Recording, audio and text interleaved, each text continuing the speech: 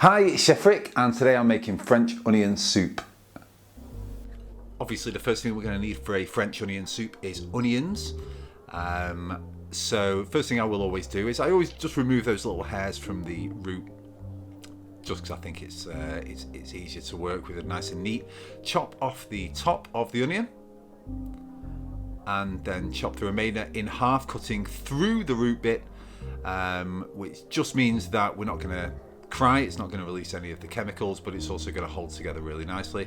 Peel off the outside skin, and then peel off that very, very thin layer that you get sometimes, which is just under the skin, because it stays very papery. Often you'll find bits like that whenever you're eating anything with onion. It's just simply because that little outside layer has not been removed.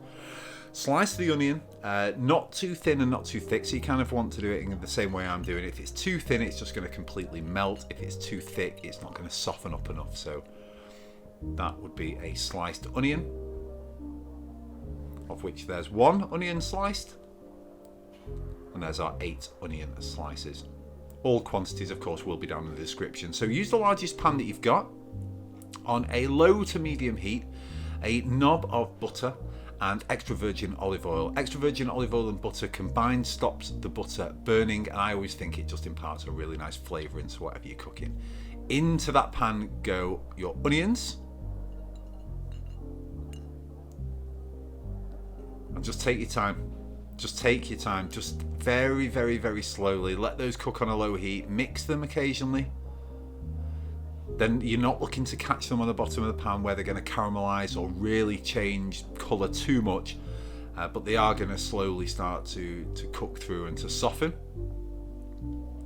After I've been cooking them for about 20 odd minutes, I'll put a lid on. The lid I had was a plate, and you can see now how much they have reduced, but they've still not caught what they say caught on the bottom of the pan, which is where they'll produce that caramel colour and that stickiness. These are just, all that steam is obviously liquid and water leaving those onions, so they're getting smaller and smaller. The onion flavour is only getting more and more concentrated here, of course, and you can see kind of how soft they are as I'm moving them around. In with some salt, and that salt is going to bring out some of the moisture as well from those onions even more. So just keep working this, stay in control of the heat. If at any stage you feel that any of this is caught or stuck to the bottom, you need to remove the heat immediately. At this point, we're not looking for any kind of caramelization. This has probably been cooking for about an hour or so. You can see that's on a nice, still it's on a medium heat because it's producing plenty of steam there, but we're not browning the onion on the bottom of the pan. Now you can see it's starting to get a little bit of colour to it. Maybe an hour and a half in at this stage, and this is where we are going to it's going to kind of start to catch on the bottom of the pan, and we are going to let that colour come through. That's garlic paste, so 2 tablespoons of garlic paste. And now it's okay for this to catch on the bottom of the pan a little bit, because it's going to produce sweetness, it's going to produce a bit of a caramelisation in the onions. See how I'm scraping that off the bottom? But it's not burnt, so you'll see how easily it comes off when I just give it a little rub with a wooden spoon.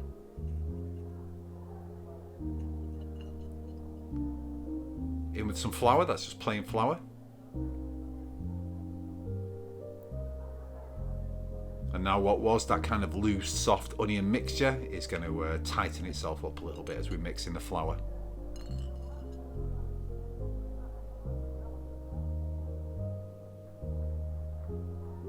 The reason we add the flour now is because when we add all the following liquids, the flour is going to be a thickening agent, so this won't just be a very, very runny soup. And we add it at that stage to make sure it doesn't get any lumps. In goes a dry white wine. We always use Pinot Grigio because it's easily identifiable in the shops. If you ever see a recipe that wants dry white wine, always choose a Pinot Grigio.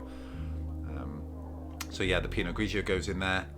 I don't want to cook off all of the alcohol. I just want to, what they call, deglaze the pan. So when that wine goes in, it will really sizzle, but it makes sure that all the stickiness comes off the bottom of the pan. Sprigs of thyme. Try and keep the biggest sprig of thyme that you can, because you want to be able to fish this out afterwards.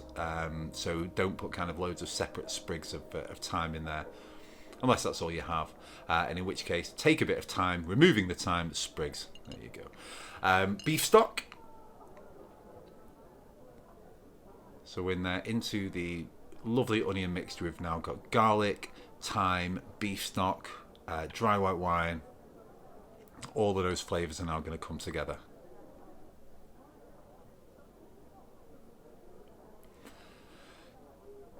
Once that's had a little simmer for about 20 minutes, I will cover it, and just so it can steam in its own juices. Again, it's on a medium heat. It's probably had another hour or 2 hours here. So this is a very, very rich, very concentrated, very refined, beautiful, sweet onion. This is a Gruyere cheese. So we're just going to chop off one of those edges of Gruyere cheese. Grate it on the finest grater setting that you have. Well, not the finest one, you know, the thin one to produce nice small pieces of Gruyere. With grated Gruyere cheese.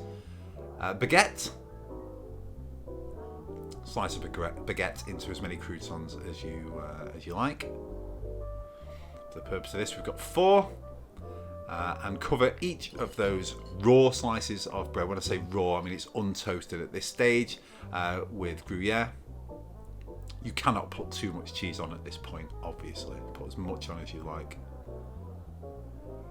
And now we are going to fish out the thyme. So you see, by keeping it together, it's been a little easier to fish out. Still have a look around that soup, and if there are any tiny little individual sprigs like that, fish them out. Just for the purpose of your diners, really. That is one of probably my favourite soup in the world. Absolutely gorgeous, rich, delicious onion soup. You traditionally serve it in a deeper, kind of smaller bowl, but I haven't got any French onion soup bowls, so I've served it in these kind of shallow, almost pasta dishes. And I'll show you why in a minute, because first of all, that soup it's just incredible. But we're also going to now put it under the grill. So we're going to take the Gruyere topped slices of bread, which is going to be our croutons, of course. We're going to now put this under a very hot grill until it comes out like that. So your soup is super lovely and hot. Your cheese has melted. You've got a slight coloration to your croutons. Give them some black pepper and serve. And this is what you're dealing with: a gorgeous, gorgeous Gruyere crouton in that sweet, hot French onion soup. There you go. Winter warmers don't come much more wintry and warmery than that. I really hope you enjoy watching the video. I hope you make this yourself, and I'll see you on the next one.